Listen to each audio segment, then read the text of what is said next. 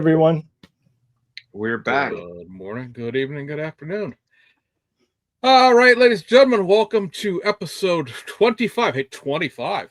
We've hit a quarter century of this. Let's say if you go past if you go past 7, you have something to be proud of. So, episode 25 of the Automotive Podcast. We don't have to build model cars, but it sure does help. We are here with a full crew. Our Globetrotter is back. Our theater major is here, and down there in the Hollywood Squares guest is our guest for this evening. It's Mr. Irvin Arter Jr. You may recognize him off his suddenly, I would say suddenly successful because that sounds bad, but suddenly content worthy because all of a sudden my YouTube feed is like your videos constantly.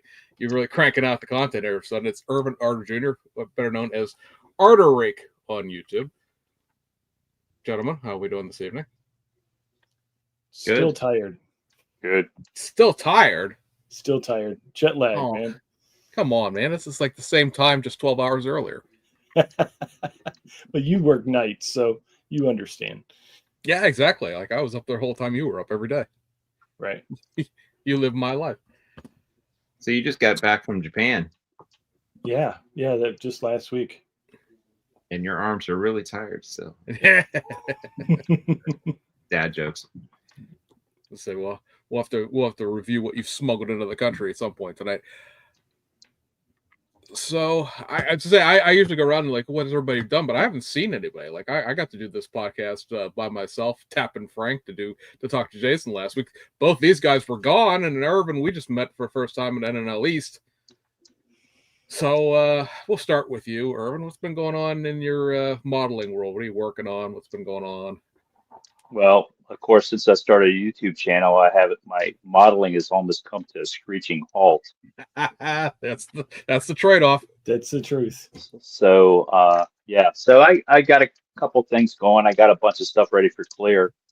I tried a UV or urethane all at one time. So I got a couple cars lined up for that, and got a couple 3D printed projects, and of course I got my constant stack of 20, 25 that are going at any one time. Wow. So I get distracted very, very easily. You typically have 25 models building all at the same time. Usually there's 1, 2, 3, 4, 5, 6, 7, 8, 9, 10. Maybe a little exaggeration. Probably about 15. Wow. That's impressive. I see something I like, I start it, and then it goes to the back burner, and I pick up another one. Or, my goal is to ruin all my kits that I have, so I like cutting the parts off of them. So whoever buys my collection, they're going to be a mess. Yeah. I've ruined any value whatsoever. So. You also take parts out and put them in different boxes, so you can't even like reassemble a kit. No, I don't do that too much. I actually have I do some kits. If I buy kits to part out, I like to do that too. If I get them cheap enough, I'll part them out. But I have bins underneath my desk they're all labeled, shocks, mirrors, and so wow. if I part something out, I'll just put them all in there. Okay. Awesome. So I have I'm fairly organized on that end of it, but. That's usually what I do with them. But yeah, I want to ruin them all. Yeah, so because my wife's just going to throw them out anyway. I knew I liked this guy. we talked about this last week about starting projects and not completing them, and the fact that like anything in here, there's a chance it might be new or it might have half the chassis painted already. I don't know. Up to you. Well, back in the day, it was gluing engine blocks together, but I've gotten away from that. So it sounds like you also like this sort of paint in an assembly line fashion where you do multiple like clear timer. Yeah. If I'm mixing the urethane because it's it's 2-part and I don't like to waste it, I usually try to get stuff ready to clear. Yeah. But actually I've been getting away from the urethane a little bit. I'm getting tired of it because everybody's got it now. So I've been doing some straight lacquer, no clear. you know, like those, like if I built a lot of muscle cars, a lot of them didn't have clear on them anyway. So Right. I'm getting away from that and maybe going back to clear lacquer, just for a different look. Because you know, years ago you'd have 5 or 10 guys that could paint. Now you go to a show and you have 5 or 10 guys that can't paint. Yeah. It's like a, Me. you know, it's urethane everywhere, and I'm just kind of getting tired of it. So I kind of want to try some other effects, you know, that are a little bit different. I'd like to I step still away from use it. thing too. I still use it, but I mean, you know, I don't use it on, like there for a while I used it on everything. Now I'm kind of like, you know, I feel like I'm not in a urethane mood today, so I'll do something else instead. What's your lacquer clear of choice? Well, my brother owns a body shop that my father owned, and he's a PPG shop. Okay. So when I lived closer to him, I always used PPG or shop line clear, cheap stuff. It's just sitting on a shelf. But lately, I've just been getting Splash 2K if I'm buying clear. It's just convenient. Yes. And I don't mix a whole container of it. I break it down. Yeah. So I might get three or four shoots out of that one little container. Right. So I've been doing it that way, so I don't waste it. And then I mean, I've been painting so long, and like I said, I grew up in a body shop. I paint everything, all mediums. I don't, you know, if it comes in a jar or in a spray can, I'll use it. You know, so and you know, a lot of it's good, a lot of it's bad. You know, I screw up just as much, if not more, than someone else. I push the edge a lot. So sometimes it works, sometimes it don't. I know James Tester and I were talking before about how we don't like to strip things. That you know, so Let's give it they away. they all start out as you know, possibly really shiny, and then if I screw it up, then I'll either weather it or dull it, or you know what I mean. That's like it'll go to plan B. But I stripped a couple. It's like this year, for some reason, I stripped a bunch of cars, and it's like I never strip anything, and I've had to strip a couple cars, so it's new territory for me. So Yeah. and I don't paint spoons. I hate spoons. I don't measure anything but to 2K. Everything else I've been mixing for so long. I just mix it and I go for it. So you don't which is like good and bad. So, man, I do spoons to test colors because I like a lot of flip flops and pearls and stuff. So I test them first. Well, I just got these color test cards. Okay. And they come in. Oh, yes. So I just started. Actually, I'm going to do a little tutorial on it. But I got I just started spraying my tropical glitz colors, and so I wrote the base colors, how many coats, and all that. So I've been using these because I can store these easier. Yes. You know what I mean? I can put these away, and spoons, I want to use them for something. I don't know what it is. I think psychologically, I can't paint a spoon. It just drives me crazy. I don't know why. And the thing that's really, really neat about the thing that Irvin just showed there is the fact that those come pre-colored, if you will. So there's a black space, a dark gray space, a light gray space, and a white space. So you don't have to primer 4 spoons and then paint over the 4 spoons. You already have the primer laid out on the card, and you can see the tonal value your paint's going to get just by spray painting the card rather than spending an hour, a whole day. Oh, let's spray paint these spoons all day long. Now, my friend John Brolin, who these two guys know and have met before, he has a key ring, basically, he made out of a coat hanger. It's literally this big around. He has all his spoons attached to with written, black primer, gray primer, with all this guys. Like, it's cool to look at, but like that's a lot of work, man. You could have built like 5 models in the time it took you to spray paint all those spoons. Well, my brother actually has these at his shop, but they're big. They're big. He uses them for matching colors, and they're huge. But this is like model size, so I really like them. I think I'm going to make one for each brand of paint that I use. like make a little booklet, and then I'll just have them for reference. You know, I can just look at colors, and anytime I paint a car, I'll paint a panel, and then I have them, so I can just refer to them later on. And where did you What did get you- those cards at? I got them at the SCMA show the other week. I think it's SCMA. Yeah, SCMA show. They had them there, but I was doing some research. I looked them up on the internet, and you can find there's a bunch of places that sell them. Yeah, They're made by that. Is it Display? DSPIAE, the one that makes all those tools, and Yes. I got some of those little sanding blocks that they make and stuff. So they got some neat stuff out, but they're like $5 or less for a booklet, and they all come off there. It's really nice. I think I'm when I first got it, I thought, I don't know. I can't even remember if I gave money for it. I think I might have got it for free because I bought so much stuff over there from that guy. He was selling paint. So I got it home and I started looking at it and started thinking about it. So, that's not a bad idea because like I said, I hate painting spoons. Yep, there's a spoon right there. I like Yeah, I what just you're can't- saying about not stripping, and I've done that myself too. A couple of the things that I ended up as a patinaed finish, what didn't start out that way. It was like, well, now what do I do? Let's make it a patinaed rusted finish. Okay. Sort of. If you see any builds from me and they got a flat finish, you know something went wrong. Plan B.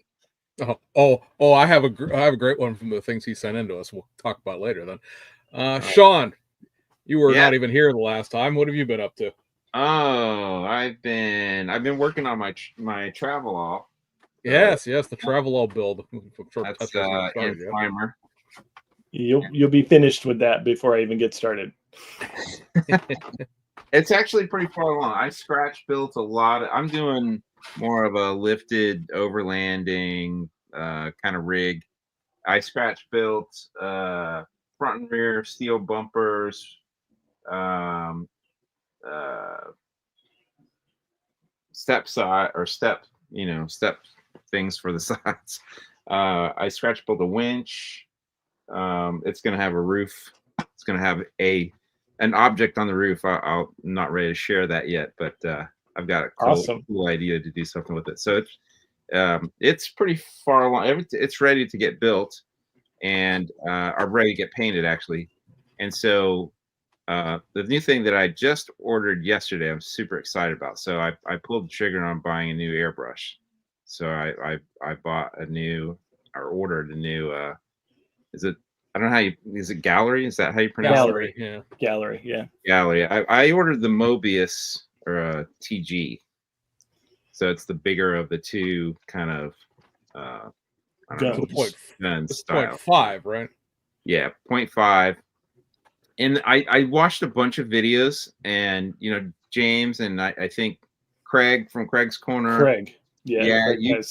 I was kind of chatting back and forth. You both recommended the Swallowtail, and after watching videos of it, and the past couple discussions we've had about airbrushing made a lot of sense. And Mr. Tesla, the way you were talking about how you like to put just kind of real thin layers mist, mist. And I'm always been a guy that kind of hosed it on, with a big gun because I was used to painting with, an automotive touch-up gun. Right. And I think the Mobius TG is more kind of similar to the way I was used to painting. Yep. And flow a lot of paint, and I was like, I think I'm gonna probably end up being happy with that. So we'll see. I'm gonna give it a try, but I'm excited. And as soon as I get it, I'm excited to throw some paint on the travel all and better paint a spoon first. Yeah, do some spoons as a test. I'll give you mine. All right. I actually do paint spoons, but usually for me, it's more just like I want to see how the paint's going to flow out of the gun before I actually see if I can avoid, having to do a patinaed finish just by like, oh, what's going to come out? How's this paint going to lay on something before I throw it on a kit? But yeah, I'm excited. Marcos in the comments saying that Irvin's one of the good guys in the hobby, not that any of us are assholes. Oh, thanks, Marcus. Appreciate it. Here's my spoon. I just keep this in the booth, and I There just you go. always spray on it. Just keep primering it and paint over it. Yeah, it's really thick. It's got a lot of urethane on it. It's got a little bit of everything on it. So yeah, I just did some tropical glitz candy today. Nice. So, Spoons are cheaper, you know. I don't know. You can give us some of those bag kits for like $1. It's hard to eat pudding with this though, as a spoon.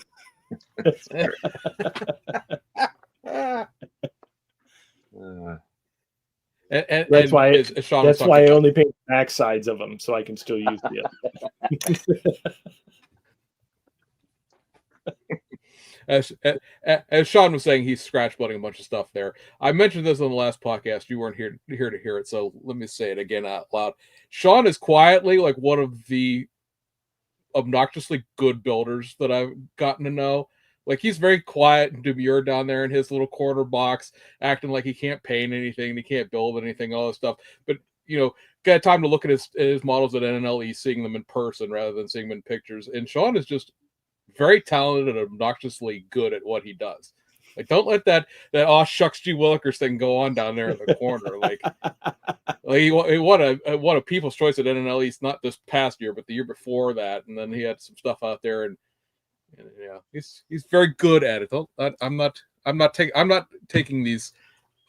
Oh, I can't build model kits, guys.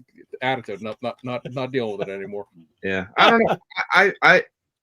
I used to think that I could build pretty well, actually, until I started like watching other people and looking at their models in more depth, and I'm like, oh wow, yeah, my stuff's not on that same par with some, but lies. I could throw one together. Yeah. I use Photoshop a lot. That hides a lot of flaws. I can bury all my mistakes. That's the difference. It's not that I don't make mistakes. I just hide them better. Mr. Tester, World Traveler. Yes, sir. I'd ask you what you've been up to, but I guess flitting about the country of Japan would be the answer to that question. So I was there for 2 weeks. Got to visit the Shizuoka Hobby Show in Tokyo. Not Tokyo, in Shizuoka. It was pouring down rain the day of the show, and come to find out, it's free admission. So everyone in Japan was there. I swear to you. So it was pouring down rain, and the line to get in was 3 sides of a city block. Wow. Yeah, just like it took a half an hour to walk to the end of the line. And that was a half an hour before it opened. Wow. And this is just all hobbies or just model kits? It was model kits and Gundam. Okay. But it was an amazing experience to see all the Japanese manufacturers on display. And come to find out, I missed the entire other side of the building where they had like all the local clubs showing off their model cars. I was so bummed when I found out, Wow. after we left, oh, you missed the whole display. Oh, but after about a half an hour, Makiko got tired of people bumping into her and was just like, are you ready to go? No, not yet. Not yet. I will be back tomorrow, as a matter of fact. As I said, I was kind of, because you went, and we should have all seen the video you posted of that by now, because it's been about a week since that went up. But like, there was no mention of the display area, and like there's also like a flea market that goes on over in that corner too. And I was like, we're gonna send him over there to where he can buy any used model kit of Japanese origin he wants to. I can't wait to see what he buys. And they didn't even go to that side of the building. I could have not let him back into the country. You couldn't read the signs. Yeah, I couldn't. They had like a map, but obviously it was in Japanese. But yeah, just finding your way around was crazy. But after the show, actually, I met Wenben's son, my decal guy, at the show. He flew over from China to Japan just for the show. Wow. And I got to meet with him, and that was so cool to finally meet him in person. But after the show, one of his Japanese friends took us to a local hobby shop that was like walking distance away, and they had used kits there, secondhand kits. So I picked up two at that shop, and they were good prices. Nice. Someone in the comments asking when the Lawson's and 7-Eleven fine dining video will be released. I didn't record that at this time. On my end, obviously, we did the podcast last time with Jason, and I think the only thing has come in that it's been different is I finally got my batch of the new BMW M4 GT3 kits in. As Mr. Tester will mock me, yes, I picked up a half dozen of them at once. I figured that was a good amount for who knows how many sets of decals. I think there's 3 sets I'm planning currently. So, and I do want to do this particular car because it's the DTM championship car, and I have decals to do other stuff that go along with it. So yeah, very interestingly now, and it's like nobody who listens back at audio booth, yeah, but it says Italian ink printing here. Now I know that Mr. Chester has a couple of new kits, but he hasn't built any. I have built some. I've never had a problem with any of their decals before. Like they use the same Hong Kong / China production that like LB and SK use. So the decals are really good quality, but now they're using Cartograph. I feel like that's just using Cartograph for the sake of using Cartograph. Like there was never a problem with their decals ever to begin with. They were very nice decals. They didn't need to change them, but I guess that, makes them seem more, I don't know what the word would be there. Pretentious comes to mind, but that's not really, it's like, oh yeah, well, we use Cartograph too, of course. So our decals are like, the decals are fine, guys. What are we doing? But yeah. I did build one. I built the PlayStation car. Oh, you did? The M6, yeah. Okay. Well, did you have a problem with the decals in that? No. Yeah, exactly. Like they're good quality decals. I don't, Bell kits at one point switched to Cartograph because their decals were absolute crap, and you couldn't. One of the cars you basically can't build because they're crappy decals. They had a problem. They didn't, but I guess Cartograph that name, right? It's like, oh, it's Cartograph, so it's good. It's like, you, especially you, James, because you actually use them a lot. Wenben doesn't use Cartograph, and those decals are just fine and dandy. They're very vibrant colors, and they seem to work pretty well from everything I've seen. So they're my favorite. It's a name thing, right? It's Cartograph. It's a brand name. It's like I got Craftsman tools. Yeah, well, the Craftsman Harbor Freight turns bolts too. I mean, but yeah, that's pretty much it for me. The aftermarket sheet is actually got some thickness to it. Like these are very thin normally because there's 5 sheets of carbon fiber in this one this time. Wow. Along with the regular PE stuff that normally comes with this. They finally have figured out that you can't take one big piece of carbon fiber and lay it over a door panel with all of the undulations and stuff like that and have it actually lay down. So it's split up in this one. But yeah, so I've been poking around looking at it, cutting stuff off sprues, but I'm sure much like everything else in here, it'll get partially started and then disappear into a corner when something more prettier shows up. So that's it for me. That's fun. Awesome. Cool. And then alpha stuff, but I don't know when they're going to send me the stuff. Yeah, we've been for people that don't realize alpha's in China, right? So of course tariffs, and they were a little obnoxiously high. They're still ridiculous, but they were really obnoxiously high, and now they're a little lower. And we talked about getting stuff done over here, and I won't even go into some of the messages I've gotten from these guys that basically make me think I'm committing some sort of international trade crime. Because, oh yeah, we can avoid the taxes altogether. Can you? I don't really want to be sent to Sudan, all right, guys? So And then we finally got everything all worked out. And he's like, "Oh yeah, okay, we'll send you the stuff." And I don't know if I'm gonna get it for free or if I'm gonna pay for it or what, because that was 2 weeks ago, and I've still not been invoiced for any of it. And I don't know. We'll find out. Interesting. So, Mr. Arter, Yes. how you doing, man? Tell us a little about yourself. About myself? Yeah, tell us about yourself. How long have you been modeling? How'd you get started? Oh, I started back in probably 66, somewhere around there. Um, did back then we just had, like I said, we just had glue and kits. Have paint was a rarity, and even when I couldn't afford a kit, I always came home with at least a Palmer kit. Those old Palmer kits that were horrible, but the box art on them, I love those things. Now I learned to love them. I have a bunch of them because I just love the box art on them. Yeah, You just can't open the box. You can't open the box and look at the inside. I'm gonna build one though. I'm gonna like paint one up and do a nice one. But I'm putting all the parts on it. You got to have all the accessories on it. If it's gonna be bad, you got to really make it bad. So I'm gonna glue everything on it. It's gonna be an empty box when I'm done. So I've seen people do that.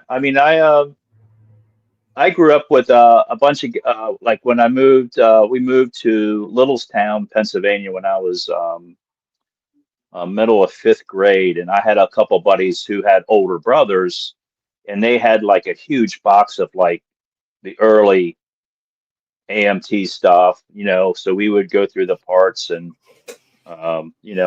mess with a lot of that kind of stuff. But most of the stuff we built, if we did have paint, it was really bad. If we got too bored, we burned them up, or we, like we'd buy a model boat, and spend all day building it, and then take it up to the lake and light it on fire and send it out to sea. And then, like I said, I had 2 younger brothers, so when I was done with them, like about 16, when I got my license and stuff, they destroyed everything else that I had left. So.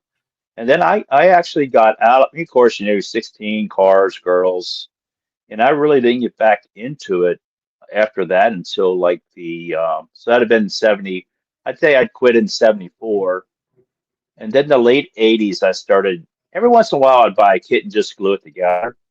But back in late 80s when I started getting back into it, and then in the early 90s I joined the Maryland group, the Mama's Boys, and they had like so many good builders. You couldn't help but learn and up your game. So I really learned a lot when I was in the Maryland group. That's really when I started, and I could still see then. So my building and paint was really good. But again, that's kind of when I really started getting into it. Mm. And it sounds like you built planes or boats and stuff when you were a kid, or just mostly? Well, anytime I build a boat, is if we were going to blow it up or we are going to burn it or something like that, out of boredom. Okay. I mainly built cars. I love planes. I just don't know enough about them to detail them. Yeah. So I have one plane in my room. I got it at Ollie's, one of those tri-Fords.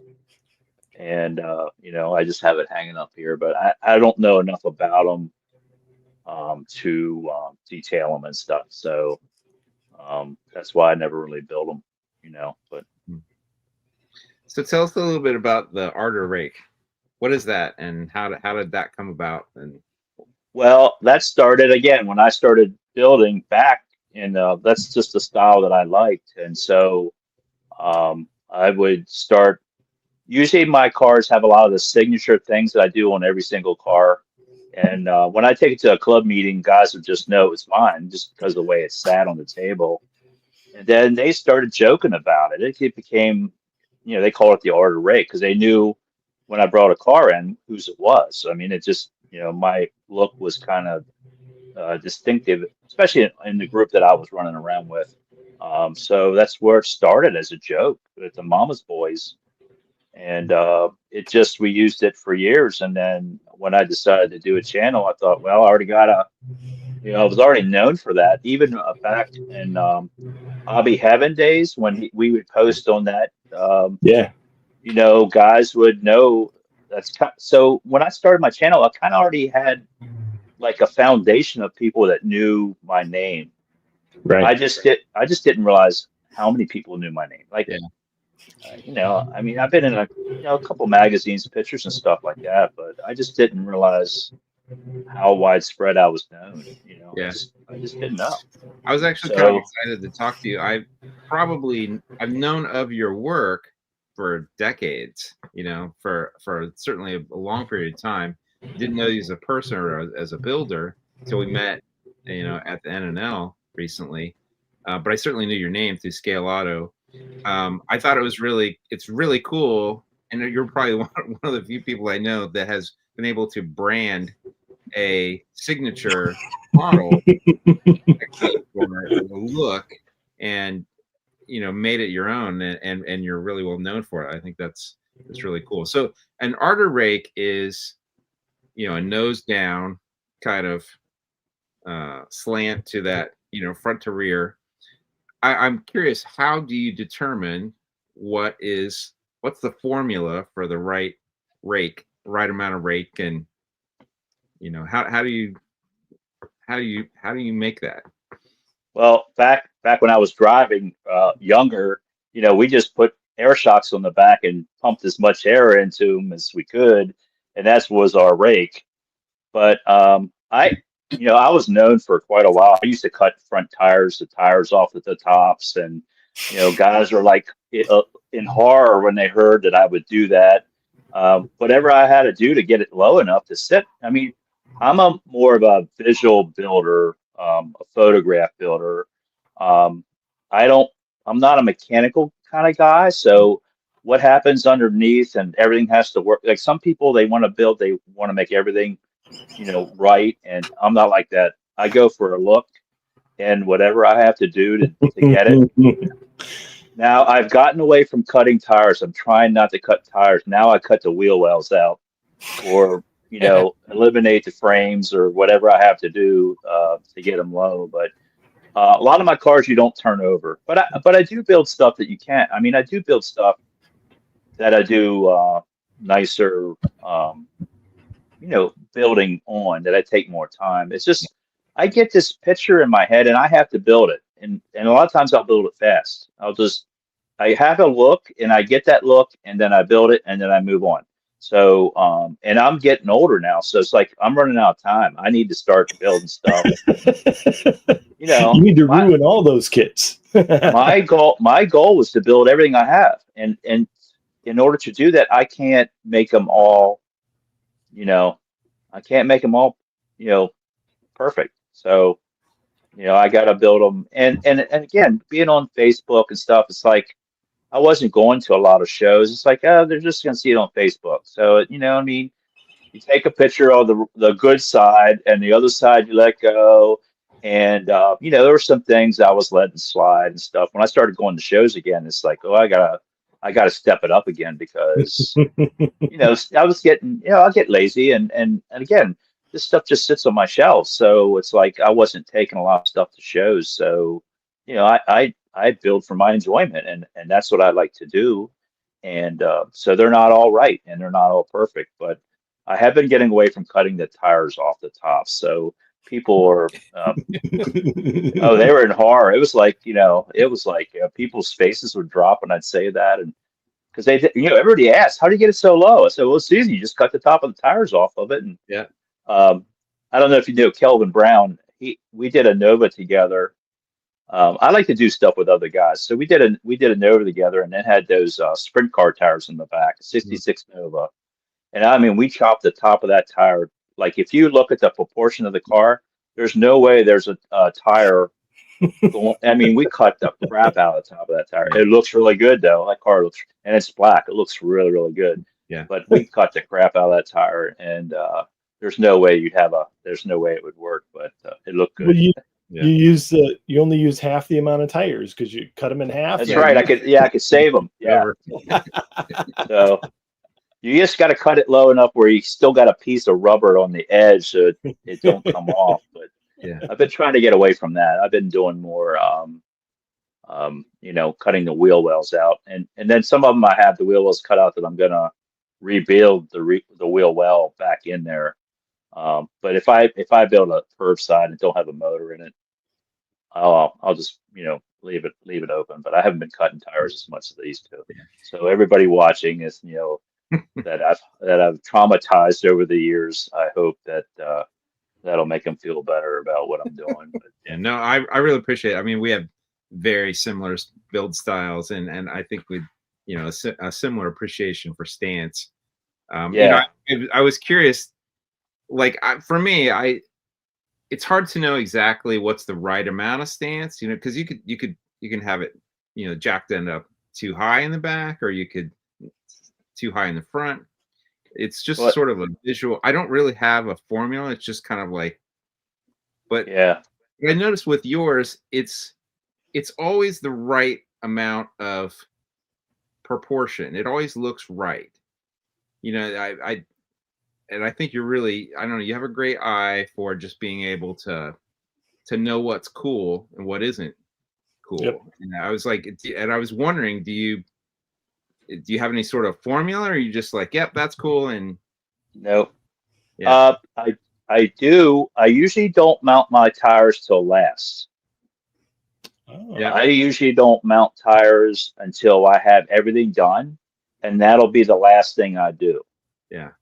So a lot of times the stance is at the very end. A lot of times I'll show like stuff I'm working on, and I'll have it sitting on the table, and I'll have it extremely low. Or a lot of time, like lately, my with dealing with these new tires, these new taller tires and stuff. I think my rake has become a little bit more conservative. It tends to be a little bit more level than what it has been in the past. Okay. But yeah, it's just the feel and the look. I mean, and sometimes I'll go back and change it. Like just like anything, if I build a car and I got it ready and I'm done with it, and something's just not, I got a feeling that something's not right. Either something looks out of proportion or something like that. I'll go back and change it later on. It depends. And then if I don't get like when I start something, if I don't get it to look right, if I don't have the right wheel on it, or I can't get it to sit right, or the color, like sometimes it's a matter of the color that I pick. Yeah. And my color choice is really weird. I look on my shelves and see what colors I got. And it's like, well, I don't have any green over there. Maybe I'll do a green one this time. So some of my colors are picked based off of what I have, like, I got too many reds right now. I need to do something different. So lately I've been trying to get away from standard colors and do some like golds and some candies and just stuff that I normally wouldn't do, just to be different. But again, it's just personal. I mean, sometimes I'm influenced by something I see. But a lot of times I just get it in my head, and I just, I have a picture in my head and I got to get it out. And sometimes it works, sometimes it don't. But, more than I was I'm gonna sorry? say, it's almost like you're painting your room with model cars. Kind of. All I know is I'm out of room. It's like I sent James some my little exotic, well, I call exotic cars. They're nook and cranny cars. I'm running out of room, so I'm building some smaller things to like stick in little corners and stuff like that. So I got a couple 1/32 scale cars that I can like tuck in corners, or like I love these 3D motors now. These new 3D motors. I got a ton of them. I just been building them as motors, like sitting them on my shelf as motors. It's like there's no way I'm going to use them all. So it's like I'm building them just as like yeah. I love that motor. Oh, that's neat. I built that in 2 days. It's such a cool motor. That's Texas 3D. Wow. Is that two small block Fords? It's It's a GMC 12 cylinder. That's the way that's a real motor. Oh, really? Wow. Okay. and it's got two distributors on it, and the left side is one distributor and the right side is the other distributor. So the only thing I added on that was I added one throttle linkage between the two carburetors, and I put plug wires on it. Everything else is just panel. I dumped panel liner on it. I did. I virtually just dumped panel liner on it. I love that stuff. I use that by the gallons. I use a lot of that. Yeah, So I like it's got the right level of like flat and a little bit kind of oily, glossy, semi-gloss. yeah. It was fun. It was fun. So, I built a motor. Like, I don't even know what I'm going to use it in. I don't know what I'm going to fit it in, but it's like, it's such a cool motor. I wanted to build it. So, I think sometimes we think we have to build a certain way or certain things. And, I'm just building these motors as motors. I'm probably going to have a whole shelf of those motors because I buy them from everybody. I got a ton of motors. I love putting them together. And these new 3D ones with all the linkages and the carburetors, it's like, I'll never put an air cleaner on a motor again after these carburetors we get. I'll have an air cleaner there, but it's like the detail on them is just amazing. It's just amazing the detail they put in them things. There you go. That's a nook and cranny. It's fun. Finally Irvin, used for all those Coca-Cola decals. Yeah, Irvin, I did. You actually do a miniature rake once too? Oh yeah, I have it right here. That's the Order Rake. The Order Rake right there. It's photo etched metal. It's brass. It came as a kit. I used to have a hoe, but I had to get rid of it. It came with a little shovel and there's a never mind. Yeah. So that's the Order Rake. That's the actual Order Rake. That's cool. Very cool. Yeah. So we just played with the name. That's all we did. And actually, there's my other nook. I love these kits. I have a ton of these little 1/32 scale kits from is that AARII?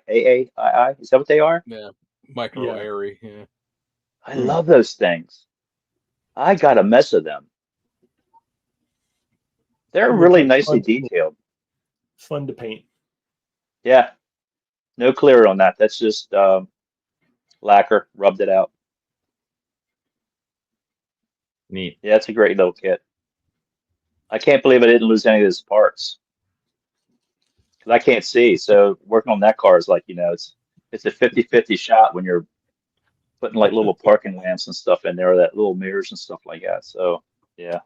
So obviously you build all kinds of things, not just hot rods. I mean, I know you for building hot rods, but yeah, I like something. The older I get, I like oddball stuff now. All of a sudden, it's like I like stuff that I'm not known for.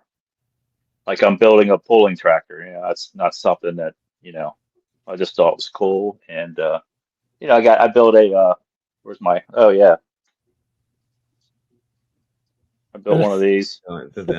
Porta Who doesn't want one? Who doesn't want one? You know what I mean? I even put a little vent pipe in it. I put a vent pipe in it. That's funny. Yeah, I saw your recent video of you built the lift. Yes. 2-post lift. Yep. I love that thing. That's nice. Yeah, I like doing different stuff. I mean, it's I think the older I get, the more I like oddball stuff, just to be different, just to build something. I mean, it's still model building. It's I like to be I'm not as diversified as some guys. Like I always thought Marcos Cruz like really builds high end, like from one extreme to the other. He's like really all over the place. I always admire guys who can do that. That can build, some really nice detailed stuff of stuff that's, it's like, it's not all one direction. It's all over the place. Yeah, I always liked his stuff. And, but yeah, so yeah, I like to be different. So, and some people get it, some people don't, I've taken stuff to shows and, nobody really looks at it, but, you with that E10 you were showing me, you had just completed, I think it was A diorama. Was that Yeah. that was the first diorama you'd ever built? Yeah, it was. Yeah. Yeah. Yeah. I bought a Cadillac, the Surf, the Surf wagon? Surf wagon. Yeah, Yeah. zero Got it back at to wheel. Ollie's. I bought it at Ollie's for like $9. It's like, I don't even know why I bought it. It's like, I'm not gonna build this thing. So I had to figure something out to do with it. So there it is. So yeah, it's just tissue paper and Elmer's glue. And I stuck it on a piece of styrofoam at first. Well, at first I did the car. And it's like, it looks stupid just sitting here. So it's like, oh, I got a piece of styrofoam on it. And then it's like, well, I ought to put something around it. So I put some stone and some other things on it. And I thought, well, I got to build a wall. And it's like, I got to build a base around the platform. So the bottom of the platform is just popsicle sticks with the ends cut off. The wall in the back is just they're wooden coffee sticks. And man, I tell you that, I was always intimidated by these guys that do dioramas and stuff, or this weathering and stuff. And it's like, you can't screw it up. If you screw it up, you keep on going. You just keep adding to it until you get a look that you like. So I just kind of winged it, and it was a lot of fun. But it really doesn't get, like, I don't know if anybody looks at it when it's at a show. I've taken it a couple times. It doesn't look like anybody really is interested in it. So, because I have it in a box, because that light, Ken Hamilton, I'm friends with Ken Hamilton, and he hooked me up with a train light. So I had it in a black box so you could see the light, because I think that light adds a lot to it, but it's hard to do it at a show because it's so bright in it at a show. So, yeah, I did some black and white shots of that too that look really cool, but it's just something different, something I'd never tried before. Yeah, I thought it was really neat when you were kind of showing it to me and telling me some things you'd done to it. I was real impressed. Yeah, I don't know if anybody else will ever notice it or not, but I'm done taking the show because it's too hard to lug it around. It's like it's got its own. I look like a homeless person walking into the building. I got like 3 boxes of stuff. It's like, looks like I was moving in. So I'm done carrying it around. But I enjoyed building it. It was fun. But I don't think anybody would ever know that I did it, because it's just not something that, I would normally do. Yeah. Can you take us through some of the projects that you said that you're working on? Before we came on air, you were starting to show some of the things you got 15 projects, yeah. Oh, 15 projects? Well, I got my tractor, my pulling tractor, and I got the super stock one. I'm not really into pulling tractors at all. I don't know nothing about them, but I'm doing this is MCV Products 3D printed tractor. So I got it ready for paint pretty much. My chrome, I have a method to my chrome. That's the Rebel spray chrome. Okay. Oh, wow. But on the 3D printed parts, you get a lot of the layering. It's really hard to get rid of layering. And of course, if you spray it with that chrome, it stands out like sure. It just really stands out. So I try to stand in the best I can, like your normal method of getting rid of any lines. But there's areas that you just can't do it. And then I usually put a coat of Tamiya primer on them, and then I'll do a couple coats of Tamiya gloss black, and I'll lay it on, and that helps. It just helps fill that stuff in. Now in most cases it's fine. Like those big wheels, there's not a lot of the details in that big wheel they're kind of big, so I layer on thick, and then when I put the chrome on, I put a couple coats on. I lay it on pretty thick. So I don't usually touch them for 7 days, and I don't touch my chrome. I know a lot of guys want durable chrome. I don't ever touch my chrome. I just, as a habit, even kit chrome, I don't touch it. Usually, if I pull a piece of chrome off the tree, it stays on the tree till I'm ready to use it. And if I do touch it, it's only once, and I always wash my hands, or I wear rubber gloves. I mean, once it's on the car, I don't touch it. I don't pick my cars up, but at the tops. So I don't touch my chrome at all. So I don't know why it's got to be durable. It sits on the shelf. So I don't. These guys that keep trying to clear coat it and do all this other stuff, it's like I don't care. It works fine the way I do it, and I just don't touch it. So that's the way I do it. So I'm sure that'll get some comments. Well, I think people want to find something that would replace bare metal foil, so that they could spray it on around their window trim and all that kind of stuff, and then force of habit, when you pick something up, you're always picking it up by the window trim, and so if you use something like that, you're leaving fingerprints in every time you pick it up. I think that's the durability people want out of their chrome, because you're right. Like, if you're going to put a bumper on, when's the next time you're ever going to touch that bumper? If it falls off, that's pretty much it. Yeah. Yeah, so that's the way I treat my chrome, but that's what I do. But I like the. I mean, I've had to learn to make, the 3D printing. It's awesome until you put paint on it, especially chrome, and then you see like this seemed like it was pretty smooth, and you put chrome on it. It's like, holy cow, what's all these little ridges on here? Yeah. So I think there is a learning curve. This is like I think my fourth or fifth 3D printed body, or printed piece. And I'm sure James builds a lot, so he knows. He's done a lot of the. I'm sorry. I just print them. I've actually only built three printed projects, and I have. Well, 20. I am not getting a 3D printer just because of watching your videos. You're very thorough but I don't want another hobby. I mean, it's bad enough I did the YouTube thing, but I don't want another hobby, and I can see that's what it would be. I'd be printing all the time. I'd have 1,000 pieces of. I mean, I already got 1,000 pieces of 3D printed parts that I buy. I can't imagine if I was printing them myself. It'd be, yeah. I don't want to go there. I want to be a purchaser. I don't want to be a producer, So, I mean, I admire and appreciate the work that goes into it, and the skill that's involved in it and stuff. But I don't want to. I'm a builder. I want to build. I don't want to. I'll buy it if you guys make it. What are some of the other things you got on your bench there? Well, I got a. I already showed a video on this one, but I got the Stranger Things blazer. I already showed a video on this one. This is ready for clear. I just need to clear. Yeah, I saw your video on that one. Yeah, I like the plaid interior. Yeah, I like the love plaid. it. Love Actually, I seen I was at a show, and Dale Earnhardt Jr. had a pickup with these colors on it. That's why I chose these colors.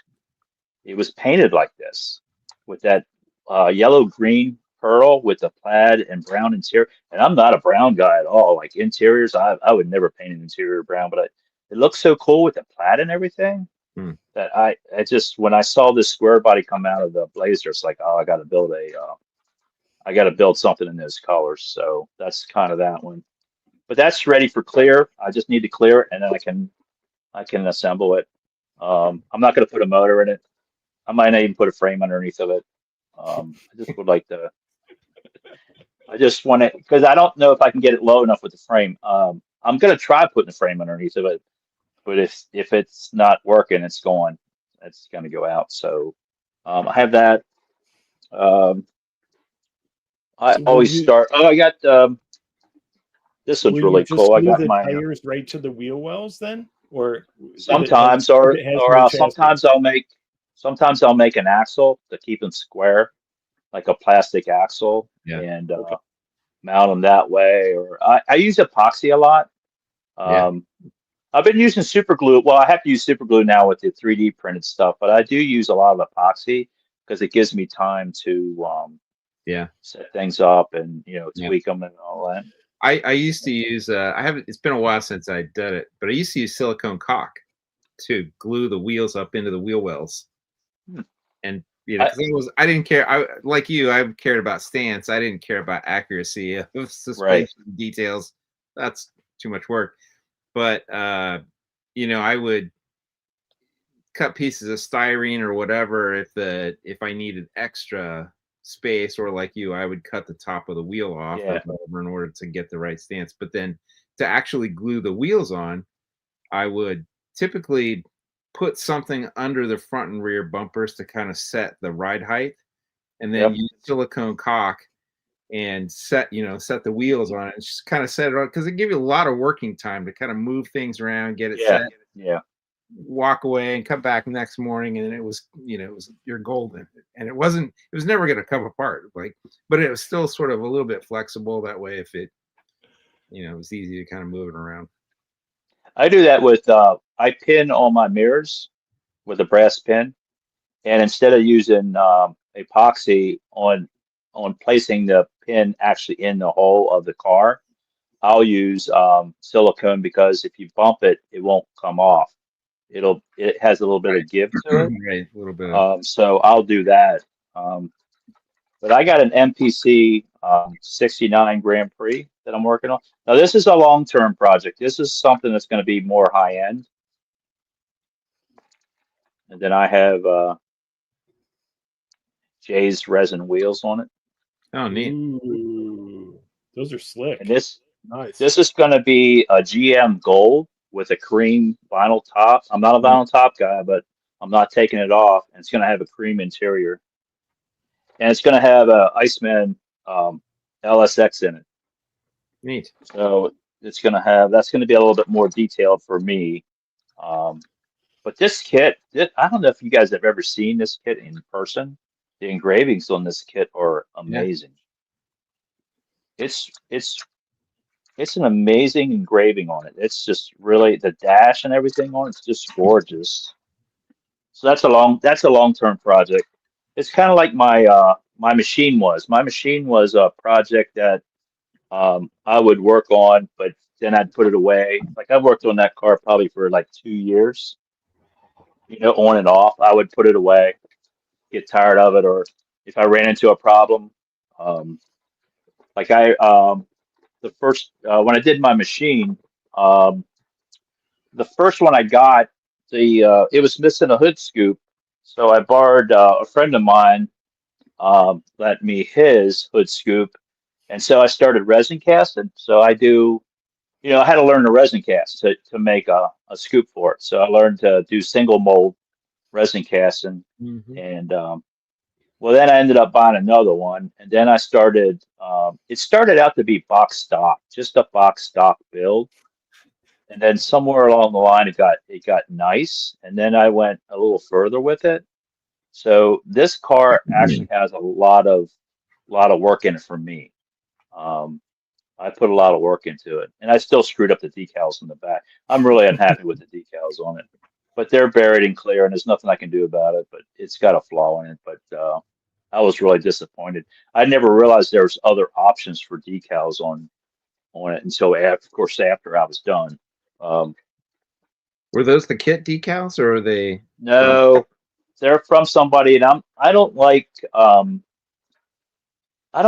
saying something bad about somebody's product especially online, or if someone comes up to me and talks to me personally, I'll tell you what they are, but I'm not going to broadcast whose they were or whatever. I'm just, it's just, I was very unhappy. I think because, me, like you, I was in printing, so I'm very critical of like edges and pixels, and if some of these decals to me don't look very, they don't have clean lines and stuff on them. So and I know a lot of the other guys don't look at that, but being in printing, it's like it's a curse, because I'm always looking at stuff like that, and I just wasn't happy. They were translucent, so you couldn't of course you couldn't overlap anything, and the decal was split in two right in the middle of the door. So I actually had to buy 2 sets and try to make, go from fender to door to. Now I did learn from a friend of mine on the trunk. I had to come up to the very edge and just cut them off on the very top of the point, so that, you don't see that transition at all on the top. I'm sure James, when he built his, I don't know whose decals did you use on yours? I don't remember, To be honest with But- you, but they were they were pretty decent. aftermarket, but they were aftermarket. Yeah. Yeah. I built one, and we using a set of Keith Marks decals, and Okay. they came out pretty well. Okay. Yeah, I just wasn't happy with mine at all. But it was at the time I didn't know anybody else made them, so I made the best out of what I could do with them. And I'm not a decal guy anyway. Decals on me are like when decals hit the water at my house, they're on their own. So wherever they land, I am horrible at decals. I just now I have learned a lot more about decals, but I cringe when I have to do them, and it's just like, I've ruined more decals, and it's just, it's not good. It's not good at You got to all. do some race cars, and then you get really No. good at them. No, I don't want really, to. really good at them. Yes, yes. Come over to the dark side. Yeah. No, I'm not coming over to the dark side. No. Yeah, But okay. honestly, when I was at NNL East, I really looked at your cars. I'm fascinated you putting the windows in them and pulling that little covers off of them. So I was fascinated about the decals. So I looked really, really close at your cars as the decals and those windows, because I'm fascinated you pull those little covers off off the glass on those things. I hate those That windows, just man. looks I hate them. that hate just those looks windows. terrible. And of course, my funny car that I'm working on. This is this kit. Charger 500. Oh. Okay, Rebel. This kit, this actual car that I'm holding, my high school, well, not my high school, childhood friend of mine, he built this in 1969, and he kept the body. He gave me the body, and the paint on it was so thick, it was red, white, and blue, like a funny car. And it was a funny car. He had it built as a funny car, but he had the paint on it so thick when I stripped it, it was still red, white, and blue, like it just etched into the. Yeah. But I have that in primer, and I have this is an expensive kit. I have a lot of money in this. I had to buy everything, like the frame, everything for it. I was able to get Norm at Replicas and Miniatures made me some taillights for it. Somebody found me a glass, someone Xerox instructions for me. So this kit is a childhood memory. So it's like I want to build it and give it back to my buddy. So Cool. but it's a cool box. I love this box. This is one of my favorite box arts. Yeah, that's cool box art. It's a very expensive kit. But I have all the pieces to do it now. I have the correct, I say correct. I have, actually I have waterborne paint for this. My brother gave me some PPG waterborne. Been spraying that a little bit. That's on my list of things to do. Let's see what else. You were telling us earlier, you also have a travel wall that you're on your. Oh yeah. Oh, you want to? Yeah. Oh yeah. So unfortunately, I got a bunch of stuff. I recently got 5 3D printed kits from Andy. You got one of these, which I love. That's these so things. cool. It's so odd. I love it. So that's going to be cool. I'm not sure if I'm going. It's either going to be like a full out candy custom looking thing, or it's going to be like clapped out. I'm not sure yet which way. It might start out full on candy and then end up being clapped out. So I got that. Any particular kind of delivery vehicle, or just? No, I don't know yet. It's probably a bread truck or something. Okay. Because when I was a kid, I remember this. They had bread trucks when I was a kid. Actually, We had, my grandmother's farm. She had a bread man that would come because we used to go out there and get candy off the truck. He had candy in it. So we had a bread man. We had a milkman. They all had trucks. So I grew up with that kind of stuff. So neat. it's gonna be something. I don't know what it is. And of course, I got one of these Hearst Ramblers. I don't know why I bought it because I got at least 3 of their original kits. So it's not like I needed another one, but it was an impulse buy. Now, I know who did the model. Who did the printing for you? Where'd you get the prints from? Andy Lesnick. Is that how you pronounce his name? I think believe so. Yeah. Okay. He is actually very reasonable. He's too reasonable. That's why I got him. I And hear- print, I'm very happy with the print quality on it. I think it's very compatible with anybody. Well, I mean, to me, since I started buying 3D printing, it's just like resin casting. There's three levels. You have garbage, and then you have something in the middle that's, it's not bad, but it needs a lot of work. And you have the higher quality ones where they're pretty nice. And I'd say this falls, pretty high. It's a nice print. It's a really nice print. He did a nice job on it. So I really like the prints that he's given me. So I'm very happy with it. And like I said, he's very reasonable price. So, and I got the 73 Pontiac Grand Am wagon. Nice. Because I love wagons. Wagons are cool. Yeah. So I I don't know. Arter Rake treatment. I'm not sure. I don't know what this is. Again, this was an impulse buy. I didn't have a idea for it. He said, I have files for these things. And it's like, well, let's see what you got. And it's like, So, and this is the one I have a 73 Pontiac that I started. This one here, which will have these wheels. This is going to be low. This one will have these wheels on it. Oh yeah, the snowflakes. Oh Nice. yeah, Oh, there you go. snowflakes. Yeah, And that's going to have white and black interior. Nice. And I did build the motor. I don't know if what I'm gonna do yet. I haven't gotten far enough. is that the stock? Yeah, it's motor? stock one, but he has headers on his stuff, so Yeah, I'm gonna have headers on it. So yeah, it's a nice kit. I like it.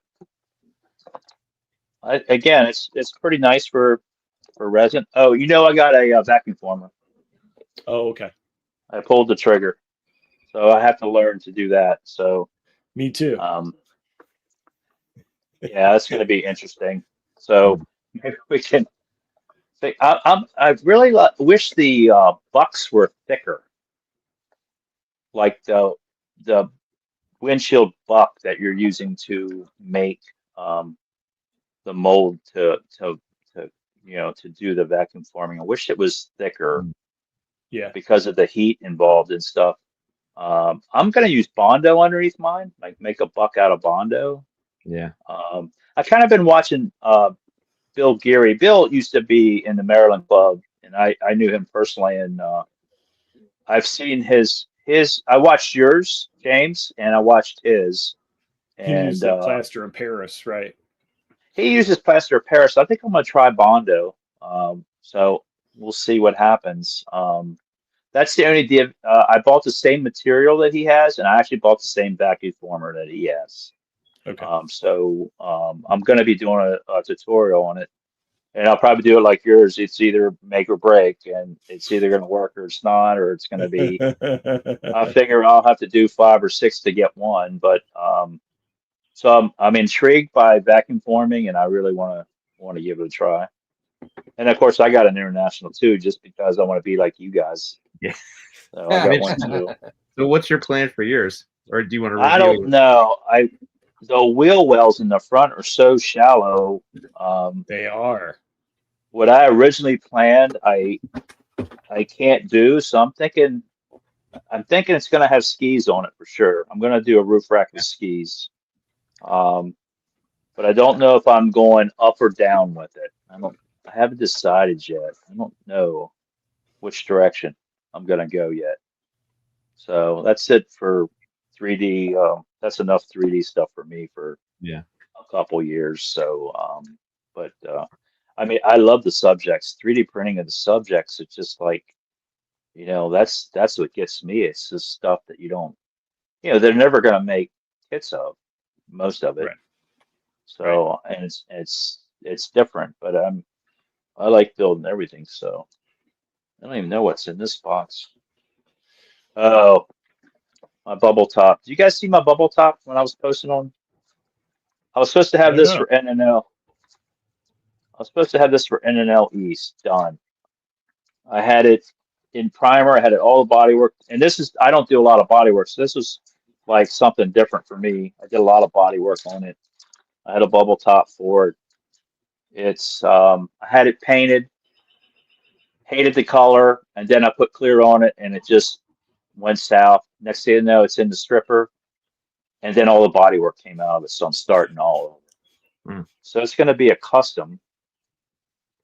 It's a Corvette, but I filled in like all the, everything's filled in on it. I made a totally different. I'm going to have exhaust pipes with the little short things, and I filled everything in, and I got a bubble top, and I can't find it right now. But it was pretty cool, and I had it like, man, I thought I could have it done for. Oh, there's my bubble top. I thought I could have it done for N&L, and then I screwed it up, and then I pulled all the body work out of it. So now I'm starting over. So I had to put it away for a while. Yeah, here's the bubble top. Oh, cool.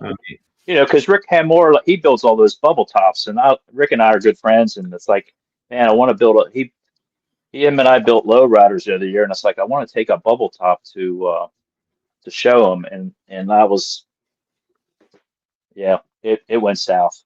So I had to walk away for a while. I had to put it away because I had a lot of time in the body work on it. All the Bondo came out of it.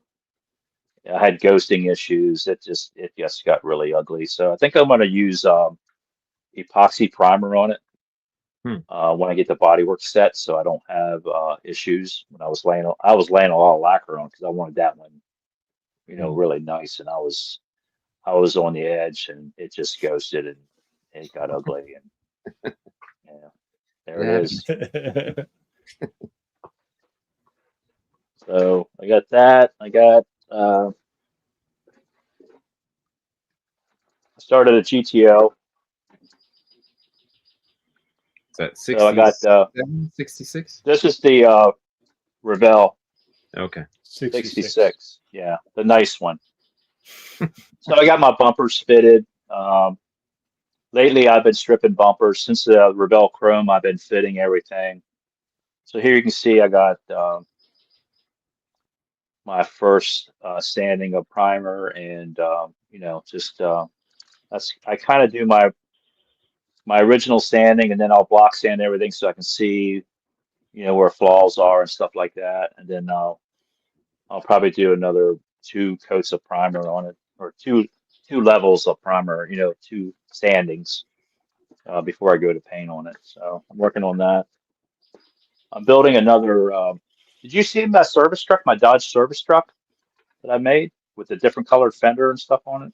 I don't know. Did you send a picture of it? Did Mr. Duck? I don't. I didn't give No. him one. I'll have to get it out. So I'm building the Chevrolet because I'm tired of waiting for Mobius to bring out the new Chevy trucks. So Yeah, don't get your breath. They're a ways off. So it's going to be a while. So I'm going to build because I don't even like Ford trucks, and I must have built 4 or 5 of those Ford Mobius trucks. They're awesome. Yeah, they're fun to build. The Chevrolets, they're going to sell 1 million of them. I mean, they're going to sell like hotcakes if they ever get them done. I'm sure it's behind the Maverick. So that's going to be a service truck, and it's going to have Steelies on it with hubcaps painted white, and it's going to be weather. That's definitely going to be weathered. That and I'm going to weather from the word go. It's going to be like a shop truck. Yeah, I'll share. Hold on, I'll get my Dodge.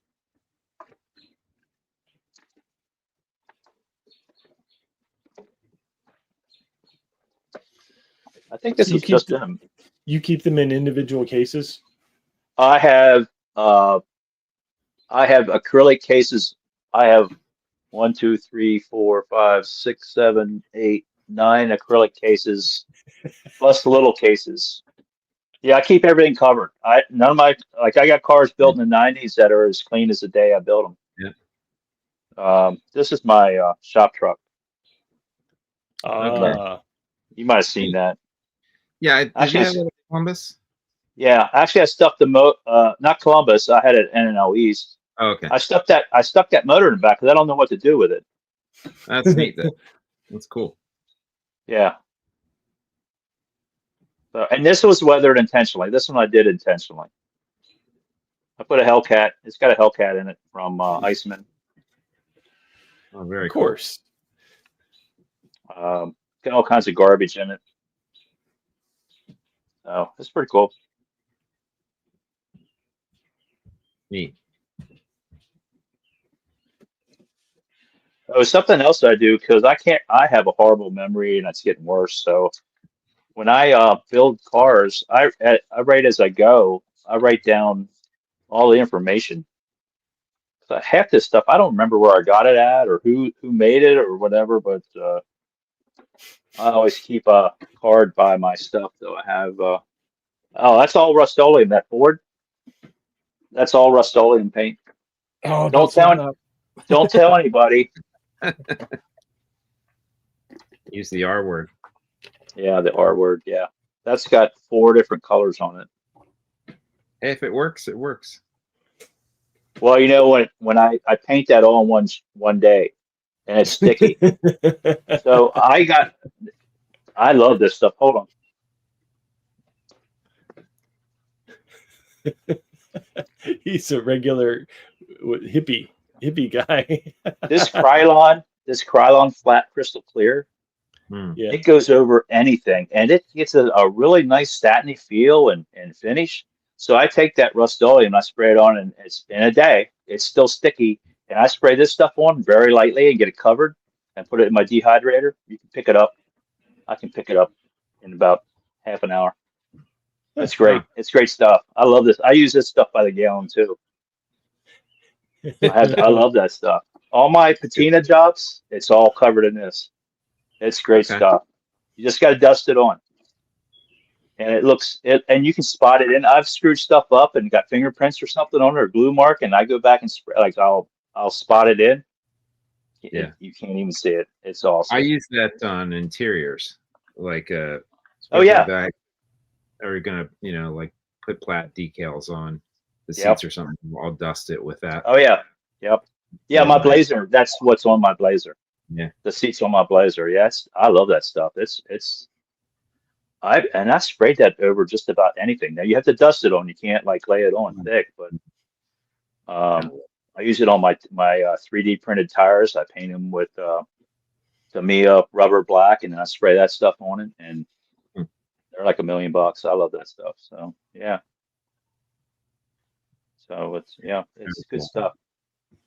Yeah, I should buy that by the case. I had trouble finding it for a while. I had a panic attack. I had to go on Amazon to find it. It's like because they quit making this crap. Some of this stuff they quit making. It's like the testers. I love their acrylics. I really like their acrylics. I love them. And I was on eBay buying that stuff.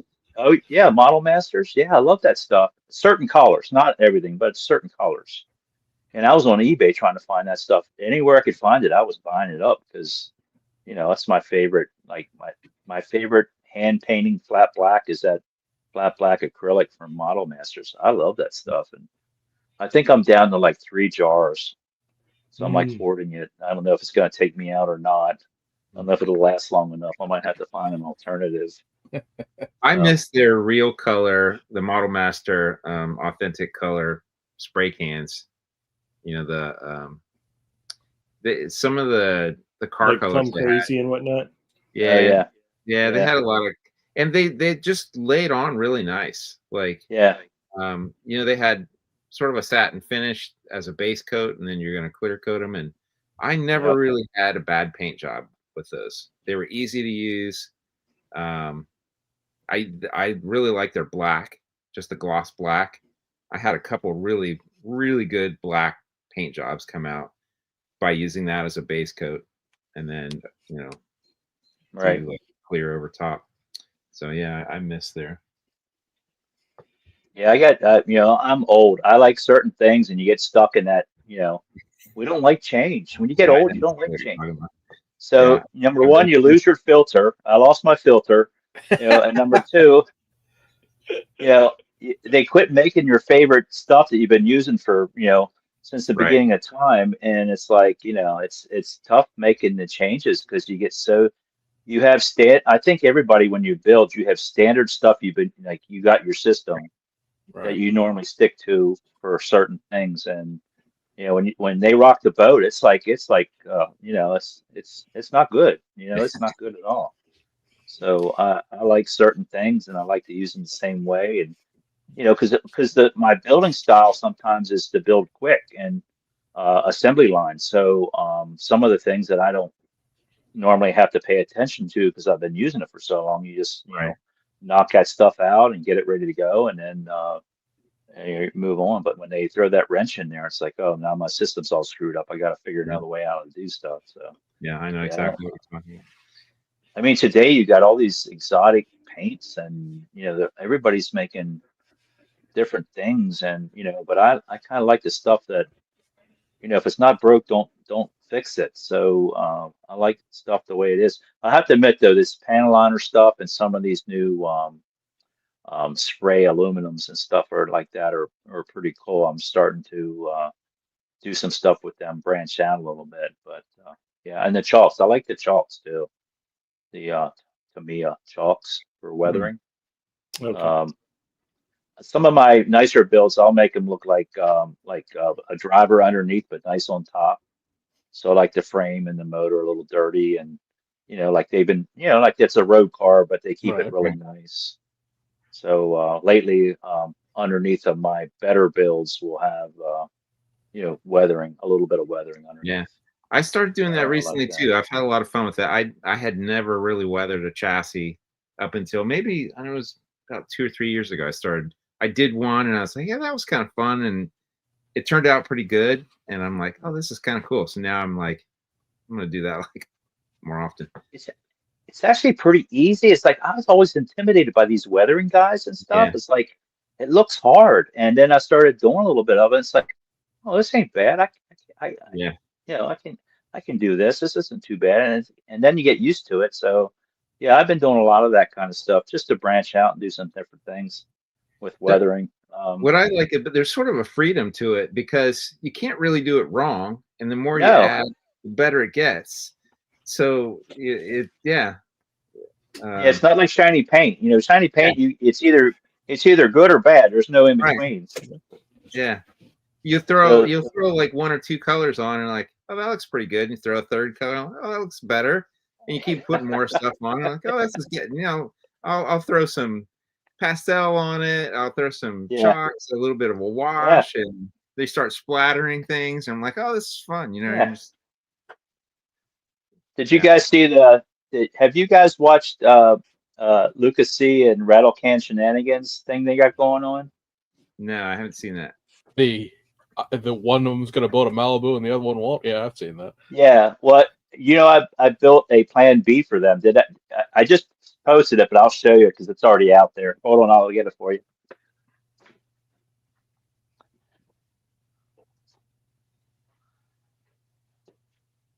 So to whoever doesn't finish their kit, which apparently they both had troubles finishing cars, I built them the tarp of shame.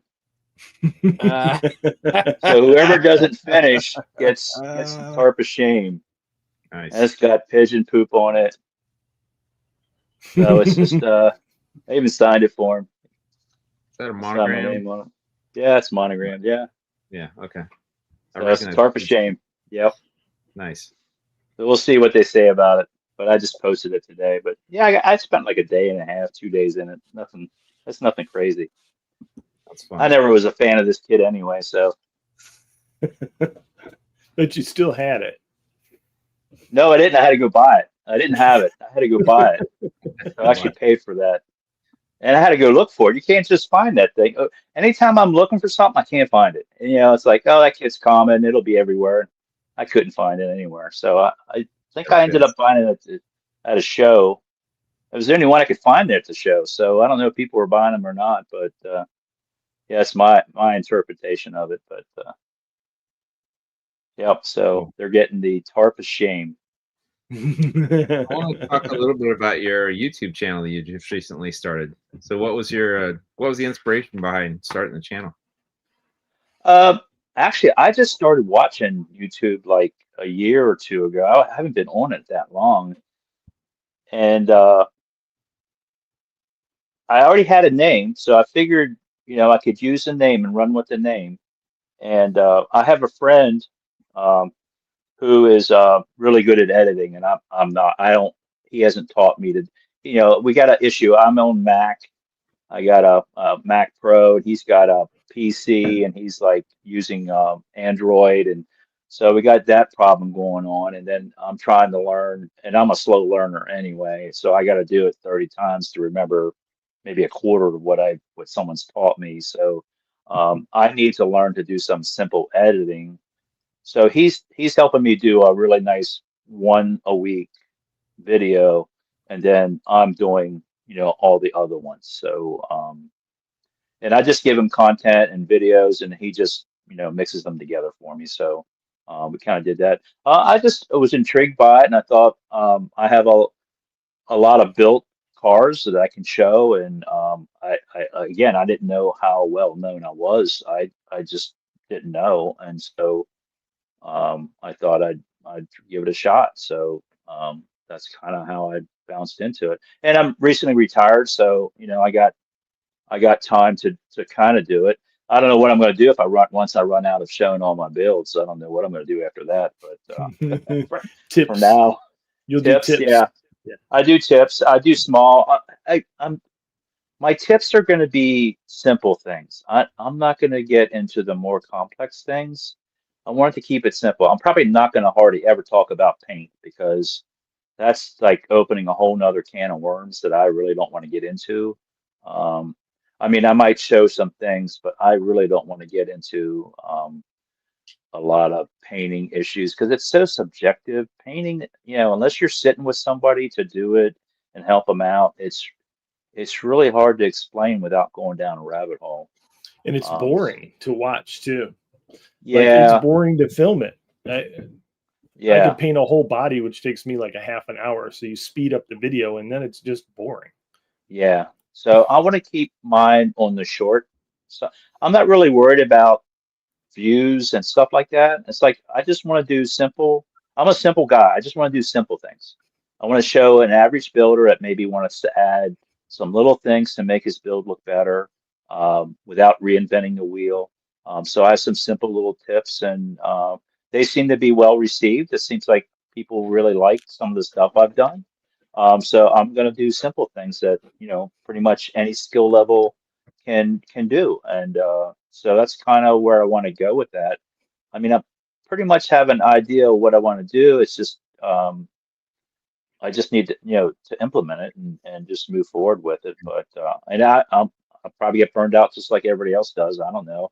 But I like joking around and I like having fun. I like it's supposed to be a fun hobby. It's not supposed to be taken so seriously that if you want to collect, collect. If you want to build, build. If you get something done, that's great. If you don't, that's fine too. It's all about the hobby and making friends and having fun, and it's supposed to be relaxing. It's not supposed to be stressful. So I hope people see that when they watch my stuff, and my stuff I think is different than everybody else's. I watched a lot of videos before I started, and I don't want to be like everybody else. I don't want to do the same things. I want to be a little bit different because we're all That's the way different. you And stand out in the crowd. Yeah. Right. yeah, so that's kind of how I kind of stumbled into it. I really wasn't ready to start. I just said, "Oh well, we're jumping in, and we'll figure it out as we go." And it's been you know it's been bumpy, but it's been good. I think it's been good. I think I'm still learning a lot of the things that you have to do with YouTube.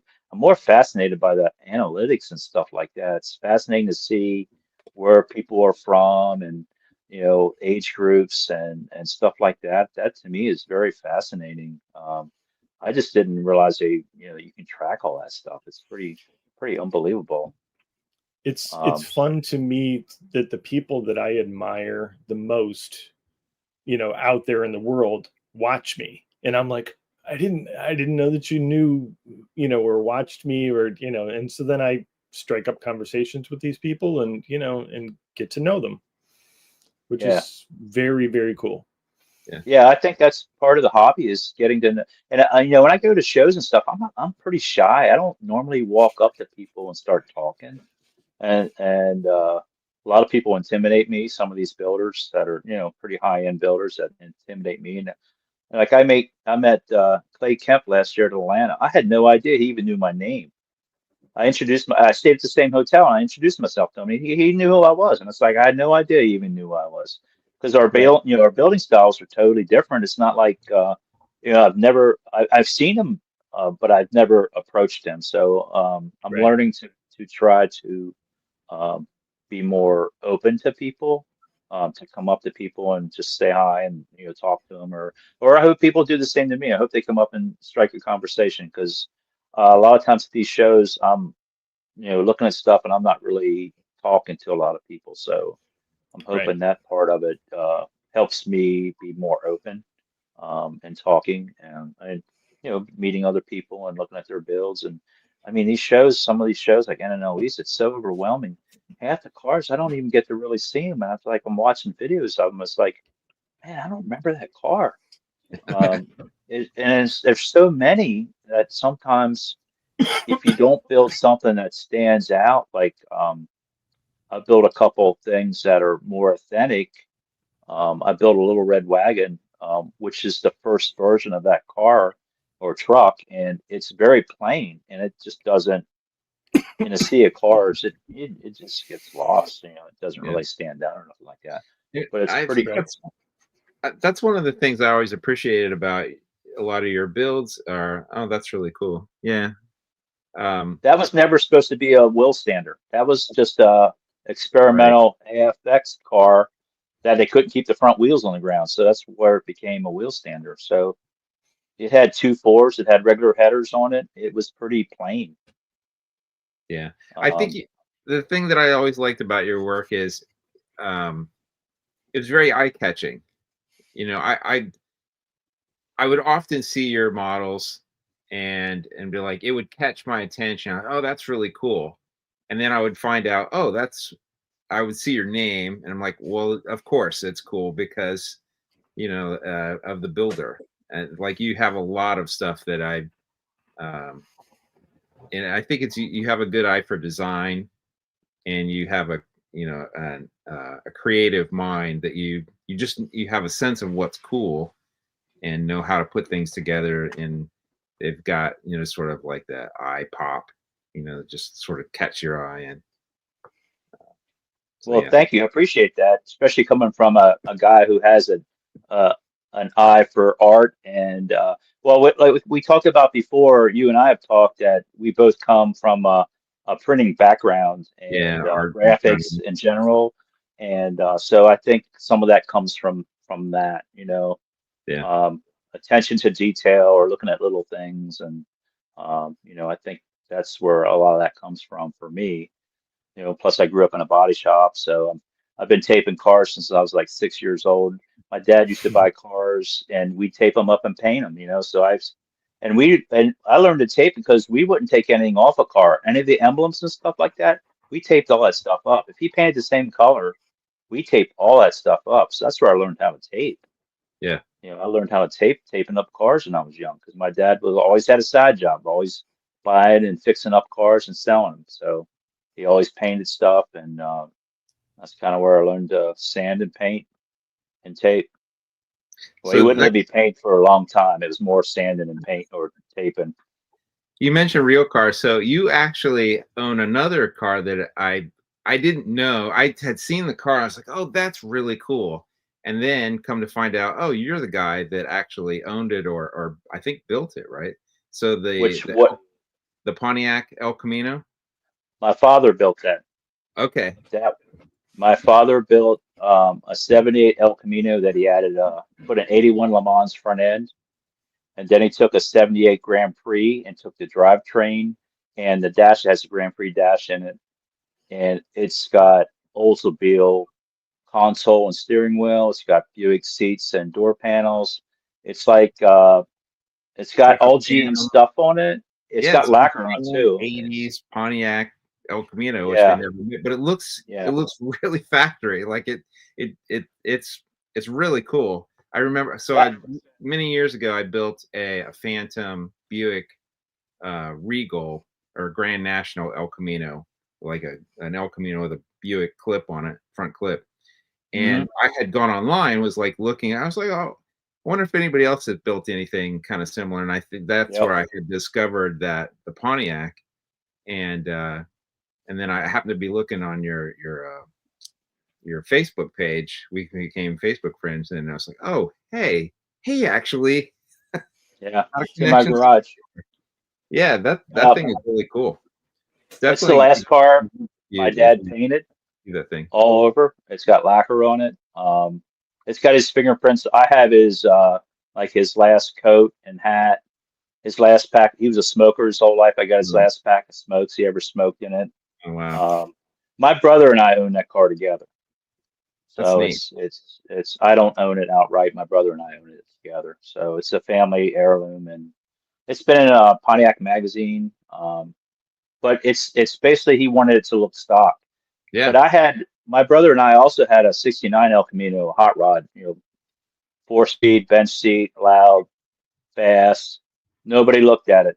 This thing, I can't go get gas in it, and people it's like a magnet. People follow us around, and it's so well done, and it's so understated. It just looks like it's not like a real hot rod look. I mean, it looks very like kind of a just a trim level package that Pontiac would have offered.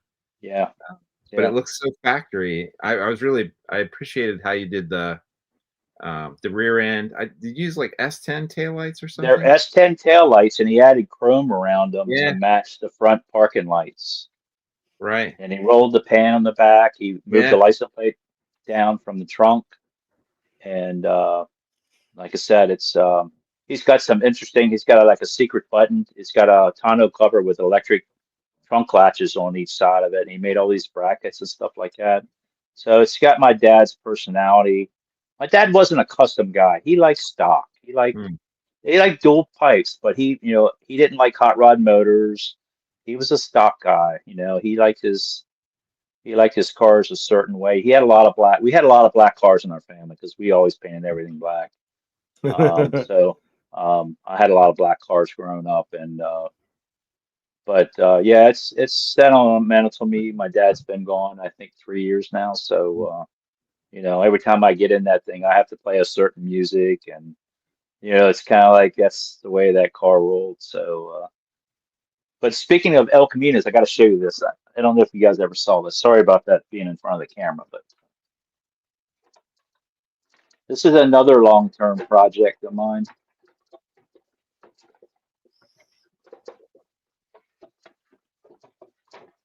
James Duff, if I'm talking too much, you need to just cut me off. Oh no, that's what you're here for. Why do you think we bring on guests? So that's exactly right. Huh? So this is El Camino. Oh, neat. With a Riviera front 65. Clip. Neat. So it's gonna have blue lines on it, and then I have a '66 Riviera dash and interior in it. I took the vinyl top off of it. Is that the '69? Or 68 El Camino? 68 El Camino, yeah. So I made that's another reason I got a vacuum former, because this shape of this windshield has changed because of the front. Because I put a whole front clip on it. Okay. So I have to, one of the reasons I wanted to learn the vacuum form, because I got to make a buck and make windows for the front of this. That's kind of what's holding me up, I think. That and many other things, but yeah, it's going to be. I got blue lines on it. I just thought something different. Yeah, that's cool. I think I'm going to go with like a blue interior, and the color on the outside might be.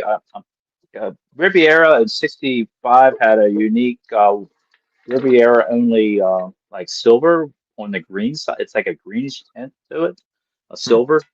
So that's what I'm thinking on the color, but I'm not sure yet. But that's going to be kind of stock. That's not really going to be like anything radical. Yeah, it's custom. It'll have a 455. The AMT 66 Riviera has a really nice 450. I think it's a 455 Yeah, I think so. with the dual quads on it. Mhm. So that's the motor that's going to go in that. So, but that's a long-term project. It's actually the primer's done on it. It's ready to paint. I Have just you haven't pulled. have you built a model of your dad's Pontiac El Camino? No, you know what I'm waiting for? I'm waiting for Bill Geary to see it and say, "Hey, I'd like to do the files on that." So You'll is work this for it? I'm sorry. Is this it? Yeah, Hank. What? Hang on for a second. It'll take a second to come up. There we go. Okay. Yes, Yeah. that is it. Yep. Anybody who's So watching cool. me furiously type in the background. Yeah. Yeah, that's it. You That have is to too see cool. it's so subtle. You wouldn't really, unless you really know your Pontiacs and your El Caminos, you just think, well, that just rolled out of the factory. There's nothing special about it. And then, but if you know these cars, you're like, no, that's there never was one of those. And Yeah. especially if you see the back. I mean, because putting the front clip on is, I'm assuming it's pretty close to sort of a bolt on. it bolts on. Yeah, but the He back is where the changed. real work is, because it's been Yeah. completely changed to Yeah. match the Yeah. The quarters, style. everything. Yeah. Yeah, and the rear quarters have been changed too, right? They're not El Camino quarters. They're Well, the quarters on an El Camino that year, the quarters on the back came out to meet the big bumper on the back. So right. he actually had to shave the corners off, and then he did a lot of work on the back. The back end's where he has all the work in it. But when he first did it, and when it was in primer, those taillights look like crap. I was like, oh, this is going to be ugly. But I think because he painted it black with a red interior and stuff. Now Okay. that's not the way it is now. That was his first version of it, which I think he has a more period correct wheel on it. But Oh yeah, that's look when at he those. first did it. But he added a lot more to the rear after this. There's like a trim piece that goes around the. He has a trim piece on there. He outlined the taillights in chrome. That didn't have the tonneau cover on yet. And that belt molding, that's like off a Chevy pickup with the 4 ribs, and he cut one of the ribs off of it and made it 3 ribs. So that matches the whole way around. And the wheel moldings, the chrome wheel moldings, are off of GMC. GMC made El Caminos too. That's why Pontiac never had an El Camino, because they had GMC. They sold GMCs. There was El no need for them. Diablo. There was no need for them to make an El Camino. But yeah, so there it is. That's the way it looks now. Oh, okay. And that chrome piece on the trunk, that aluminum piece, that's off the back of a cab of a 90s Chevy pickup. Neat. Yeah, And the tonneau, it just did a really cool job on it.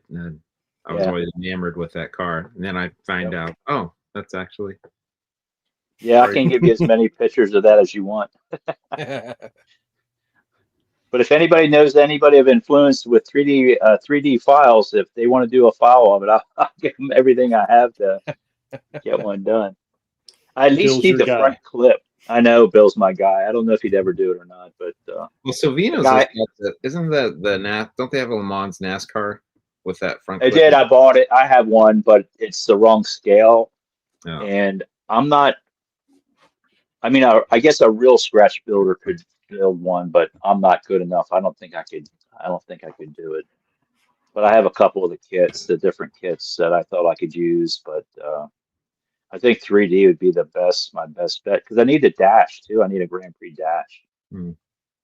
And Actually, Bill could do it. He just wouldn't share it. That's all. Yeah, I understand that. We got the only one. I mean, I know Bill good enough that maybe he would, but I wouldn't would never broadcast. ask. Well, I guess I shouldn't be telling you this online or on the podcast, but Well, nobody's watching anyway, so it doesn't yeah, that's true. Yeah, that's right. So, yeah, it'd be nice to have someone. Yeah. So, hey, if anybody out there wants to make 3D files of this El Camino, I can send you measurements and pictures and whatever you need. I actually might drive it to your house just for you to measure it. But I If you definitely could, would. I'd love to build a model kit of it. yeah. If you But could have one all brand new kit, all from scratch, what would you wish for? I love a 1953 Buick Skylark. Hmm.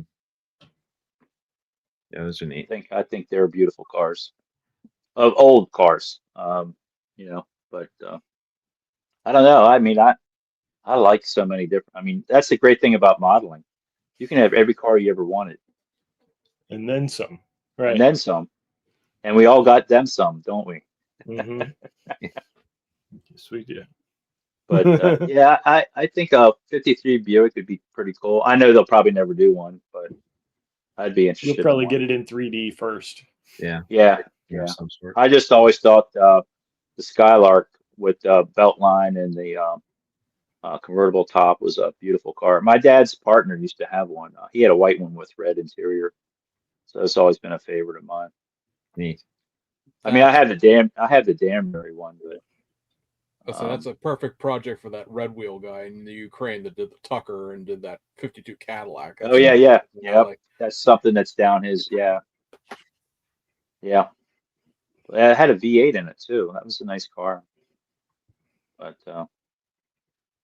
yeah, other than that, I mean, I'm a 70. I had a 70 Chevelle, so I'm a 70 Chevelle guy. But to me, the best one out there is the Rebelle one, the Snap Kit. I think that's the only one that really looks right. I don't know why they keep screwing the front end up on that car. Nobody's ever got that right, but that Rebelle Snap Kit, the front end is perfect on that. So I had a red one in 1975 I bought, and a Super Sport with white Hmm. interior. And I'd like to build that car, but I'm going to use the Rebelle Snap Kit to do it. I've heard that's the best one to Yeah, start it with. is. Yeah, because the front end's right. All the other ones, I mean, I built the monogram one when it first came out. I do have one of those, but it don't look right. It's just the front end's not right on it. And the scale's wrong. Yeah, yeah. But yeah. So like, what's covered a whole bunch of what you've done building wise. What's the least favorite part of model building for you? Like, what's if you could farm something out to a cave of trolls, what would it be? Oh, decals. What's the part that you like the best? I think getting the vision and setting up the stance. Like Yeah. once I have the right wheels, the stance, and the color, then I'm good to go. Like to me, and if I don't get them right, if I'm not happy with the color, I'll build it for a while, and it's like I know I'm not going to finish it. I just know because I'm not happy with it, with the color. It wasn't the vision that I had. So those are the three things I think. Wheels definitely, um, stance, and but I do build other things. I mean, I build a bunch of gassers. I mean, um, I know I built a lot of the Tom, like I grew up during the Tom Daniels kits. That's why I sent James a couple photos of those because those are the kits I grew up on. The Tom Daniel kits, the garbage truck, and all those.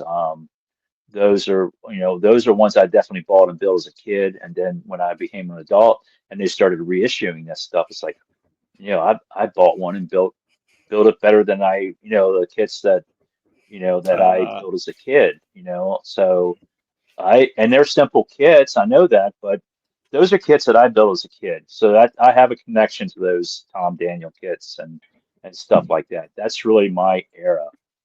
And then the Miss Steel funny cars that I did, those, I have to tell you the story. This is a good story.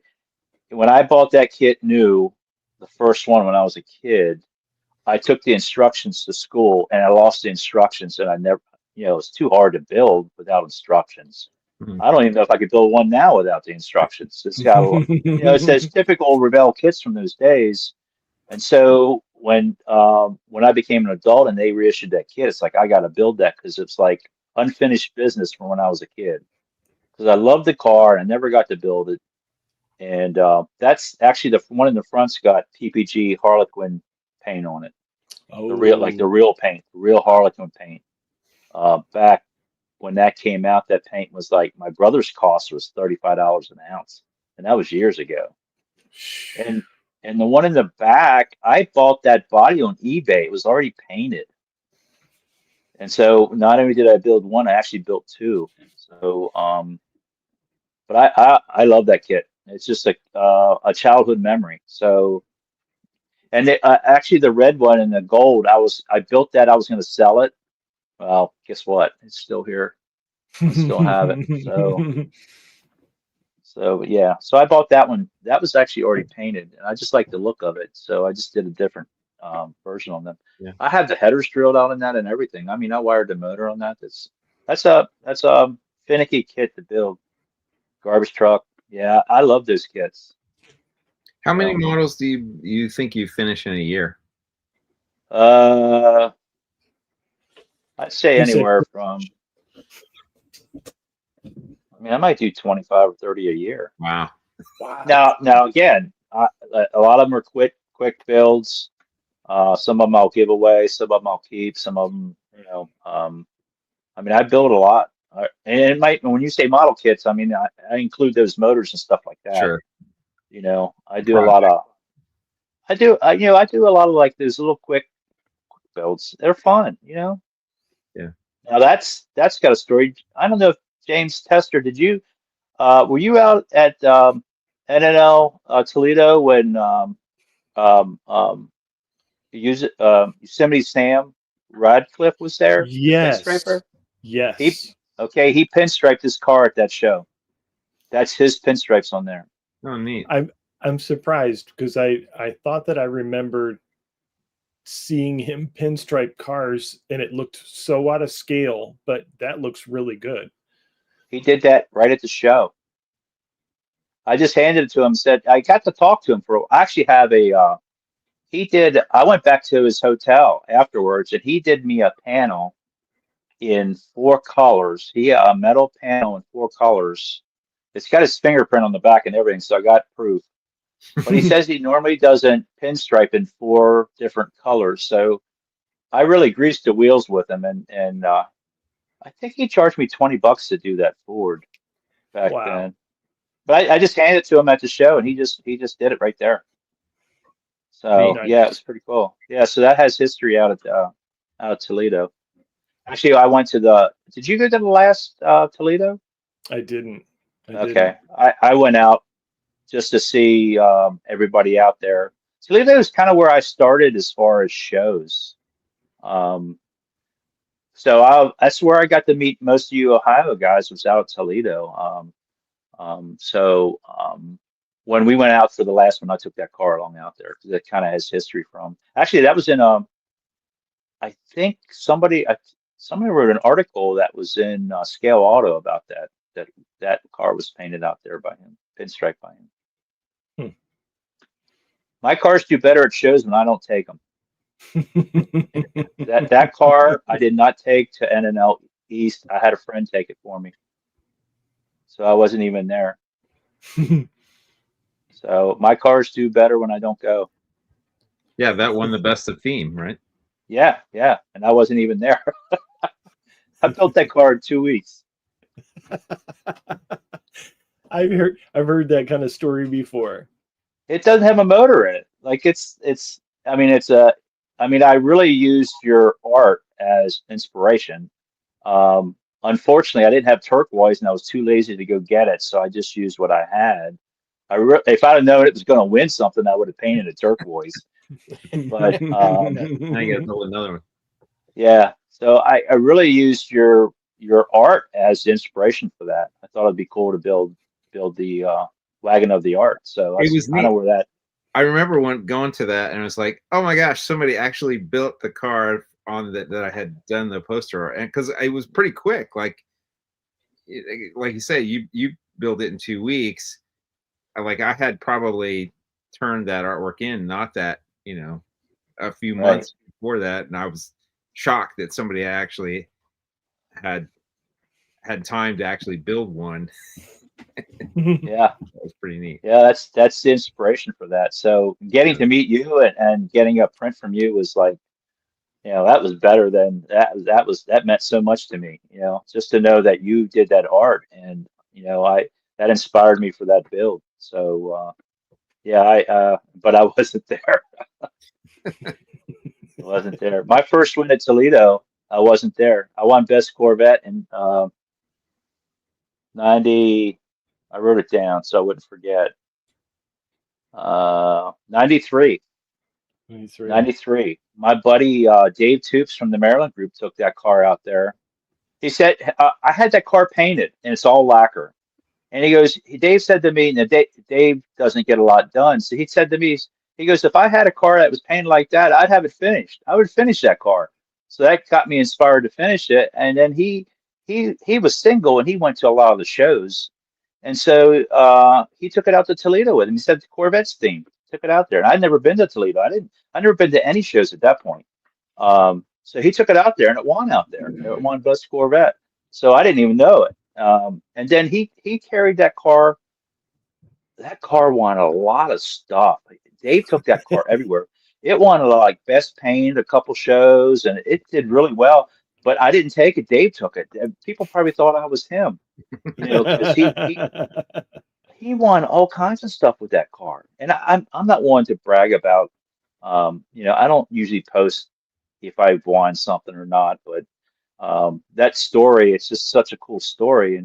And like Dave took that car everywhere. He actually took in the Cadillac I did, the one that Doug got, the purple one. Yeah. He actually took that to a couple shows. Dave's carried more of my stuff to shows than his stuff. So yeah, he's done really well. So if I'm gonna go to a show, I'm better off just giving the car to somebody else and letting them go by themselves. I benefit from it, so I guess. But yeah, they're interesting stories. So yeah, that car has a lot of story to it. But it looks as good as the day that I built it. It's got really nice. It's black with PPG black airbrushed with PPG clear on it. Lacquer, all lacquer, hand rub lacquer.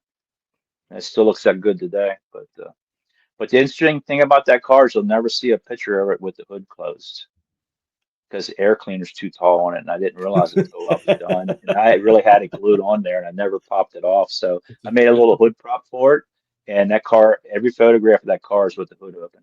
Is it the black It one? won't close. The black Corvette? Yeah, the black one, yeah. Okay, Yep, so- I sent you a picture of that one. there you go. Yeah. The hood won't close on it. Yeah, it's a big block, and it's got a small block hood on it. But yeah, that car did, and that's the monogram one with the tinted windows and stuff. 65, isn't it? I think, yeah. 65, yeah. The rat or something. Yeah, it's something like that. Black rat or rat something. Yeah. Yeah. It car did really well. So I had no clue. So then I went the next year. I went out to Toledo the next year. And I went to I feel like we must have crossed paths. I'm surprised we've never really chatted, because we must have been at the same shows. Well, as models were anyway.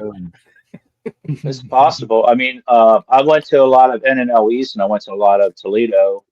I've done a bunch of little other shows. Well, now since I'm in the South, Atlanta's my show now that I go to, and I did get to NNL East this year. I tend to get up there like every other year, and I really wanted to go to Ohio this year for the Buckeye. Was it Buckeye? Yeah. Buckeye show, I got sick. It's just like every time I turned around, something else went wrong. I was packed up and ready to go. I mean, I was ready to go, and ended up getting sick and not being able to go. So I want to come this year. I definitely want to come up to the Buckeye this year. Well, you have maybe plan a trip to the Akron show, and you can bring your travel all. We'll have all three of our travel. Well, if you're gonna have a travel all show, that might get me incentive to get it done, to get it up there. That's at least my goal is to try to get it finished for the Akron show. I don't know if Mr. Tester's probably not. Maybe he's over there squirming, going, "Stop making commitments! Stop it! Come on, you can do it. Just slam it." Yeah, Toledo's where I met everybody. I mean, Bill Coulter, Tim Boyd. I met all those, Randy Durr, all those guys I met up at Toledo, because we used to go to their Friday night thing, and then in Dayton, and then head up to Toledo the next morning. All the Mama's boys did that. We did that every year. I didn't go up as many times as everybody else did, but I was up there quite a bit.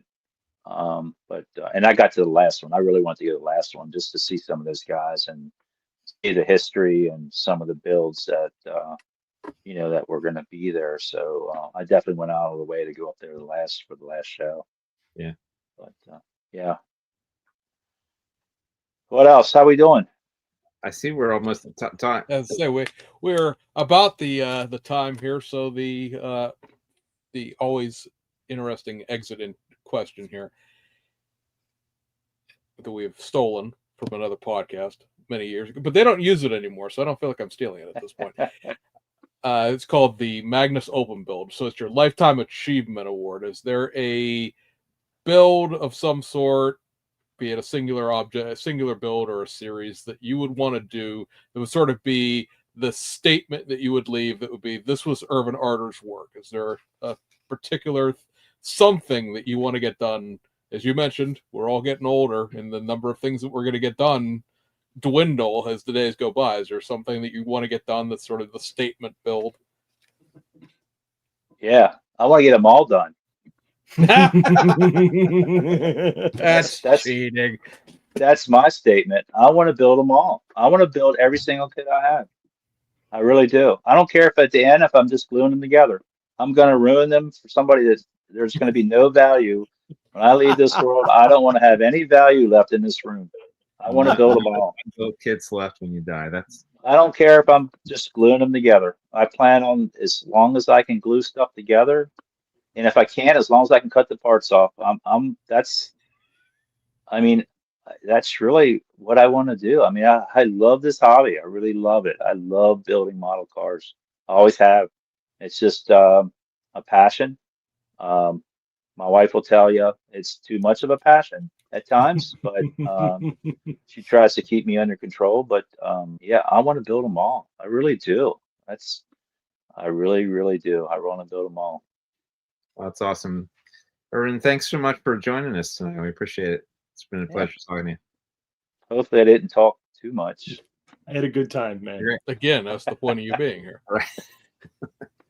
I really enjoyed it. I'm quite honored to even being asked to join your show tonight, and I can't think of I mean, it's been great, and like I said, I'm all new at this stuff, so yeah, I love building model cars. So Me too. And all right, Irvin, where can people find you as far as your YouTube channel and all that stuff? yeah, Arter Rake. Just type in Arter Rake on YouTube. And that I'm on Facebook, but I don't really have any other venues or anything going on. Like I said, this is all new to me, so I'm kind of taking one step at a time. This podcast is something that's just branched out too. So I don't know. That's it. Just YouTube. Just type in Arter Rake with one R instead of two. And you'll find me, or you can find me on, or under Irvin Arter Jr. as far as Facebook. I don't use the Arter Rake on Facebook as far as where you can find me there. But I'm on a bunch of Facebook places. Yeah. So that's about it. Yeah, that's it. Like I said, I like to keep it simple. We'll look forward to see it around at shows. Yeah. It's I think I think I'm going to I think there's a show in Charleston in a week or two. I think it'll be my next show with the Southern guys down here. But yeah, my next northern visit will be up in Ohio, probably be my next big one. Sounds and good. then Atlanta. All right, I'll see you there. Okay, cool. Sounds good. All right, guys. Thank everybody out in the YouTube world for joining us tonight. Thank Irvin for bringing his Princess Diana wave to the podcast this evening. And we'll see everybody on the other side. Good night. Good night.